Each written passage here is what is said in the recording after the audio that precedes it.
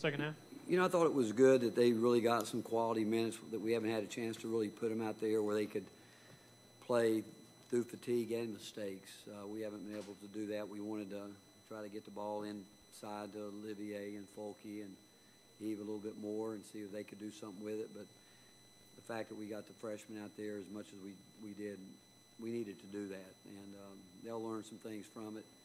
Still got to do a better job on offense, taking care of the ball and giving ourselves a chance to do some of the things that we practice. But tonight I think those guys had, the freshmen had like, what, 24 points, what was it, Tom? 28 points, 23 rebounds. You know, so that's a good night for them. You kind of touched on it there, but you guys were pretty well in control of the game, and there was just a rash of turnovers. How frustrating is that to see in that moment? Well, again, where the frustration comes is 7 of those 15 came from the point guard position, and that means you're not getting your offense started. And so I don't care what else happens if you don't get it started, or you think you're going to make one action and score. It's not good. I mean, and that's a problem. Again, where you don't get a chance to get into your offense. And like I said, 7 of those 15 turnovers came from 5 from Josiah and 2, but Lamonte's turned it over more than he has in the past. And those guys, they have to get us going in the offense, what we need to do. Rick, I know it was one game, but with Fulkerson leading y'all in, I think, shot attempts tonight, put up 12 tonight, is that a good sign that he's being It's more a good aggressive? sign. Again, I've told our guys, those guys deserve a chance to miss some shots too, but they got to get it more, you know. We can't expect them to score every time they get it, but they've got to have the ball more. And we've worked on it the last couple of days, just saying we're going to put it in there and let them get more of a feel for. Not going to have a lot of room to score there at times, but yeah, the fact that he did, it might be the only time all year I think where a post guy led us in shots attempted.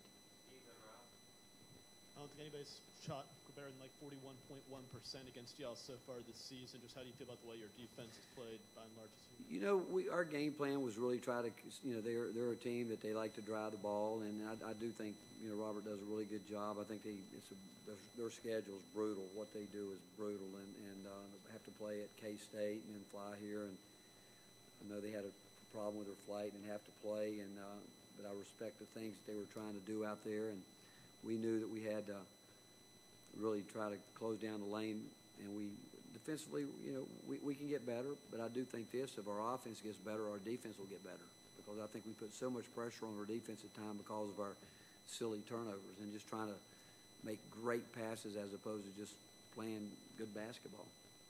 Coach, sticking with the defense, are you surprised that you guys have been that sound on that end of the court with so many new faces? I mean, I think teams are 36% on the year. You know, Rob, we work a lot on it, you know, and you know, we think that we've got some guys that can really guard. I mean, you know, we think when you really think about it, Lamonte, when he's really locked in, I think defensively on the ball, he's as good as anybody in the country. Eve can guard. Very few guys can do what he can do. He can guard 1 through 5. He can guard anybody and balance sound. He could be better. You know, he could be more active in the gaps and things like that. But then you throw in Ticket's length, and the younger guys are still learning sort of how hard you got to play and how. But we do a lot with our defense. You know, we can switch 1 through 5, 1 through 4.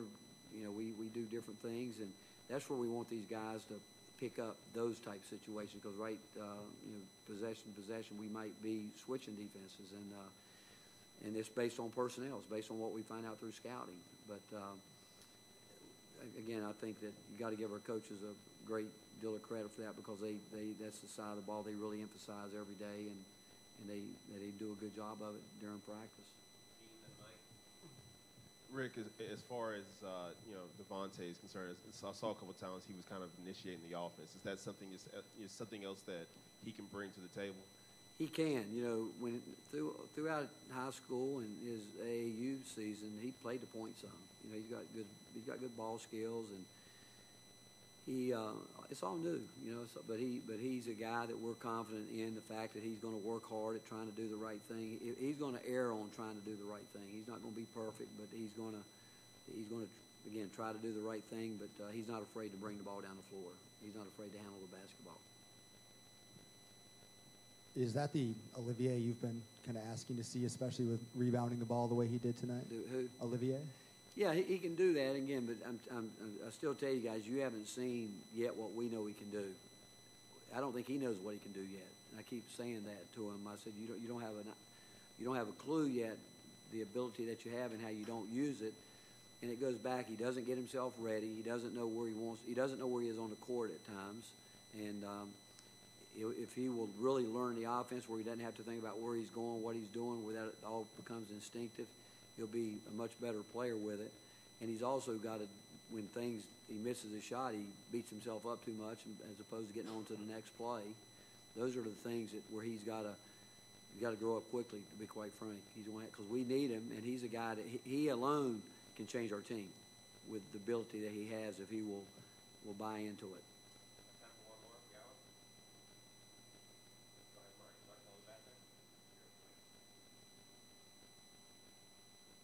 Rick, kind of going off of that, the physicality side that Olivier has, maybe John as well tonight maybe was showcased. You look at Florida A&M's guy down low, pretty bulky dude. Did you like the way that they were physical against him? Yeah, you know what?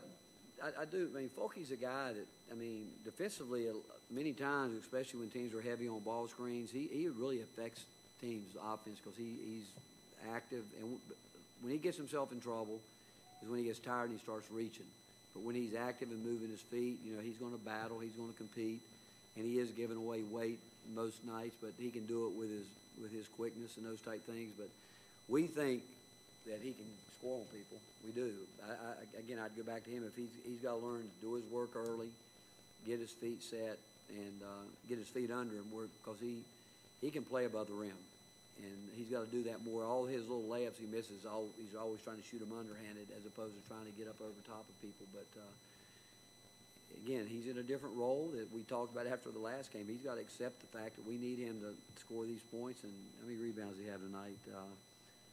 He needs a few more rebounds than that. But, 7 baskets on 12 attempts is a pretty good night for him. But we need him. We do in a lot of different ways. Thank you, Coach. All right. Thank you, guys.